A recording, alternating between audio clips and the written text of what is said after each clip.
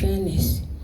Hari ibibazo bijyanye n'imikoreshereze ya EBM biri vage cyane, hari ibijyanye n'ubumenyi buke, ariko hari na weaknesses ziri kuri Rwanda Revenue zijyanye n'uburyo bayintroduce, uburyo bayigisha, ndetse n'ibihano rimwe na rimwe ubona bikakaye, ugasanga biratera ubwoba bikorera, rimwe na rimwe ugasanga biratanga n'isura mbi ku mujyi wacu ku bantu bawugenderera. Hari ikibazo cya refund ya VAT, nacyo ni ikibazo gihora kigaruka.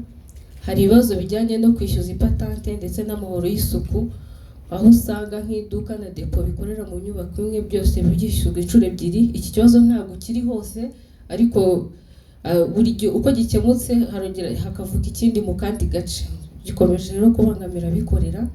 Hari ubumenyi buke kandi ku misoro kuri ba rwiyemezamirimo bashya. Usanga Rwanda Revenue ishira ingufu mu gusoresha, ariko introduce abikorera bashyashya ku misoro biracyari ikibazo.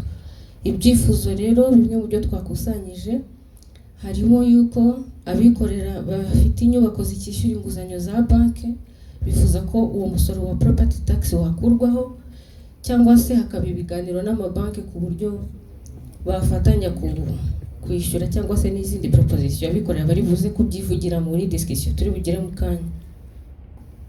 Abikorera bifuza ko hakorwa ubukangurambaga mu nzego z'ibanze bugamije gusobanura iyishyurwa rya patante ndetse n'amahoro y'isuku ku mangazini akorera mu nyubako imwe.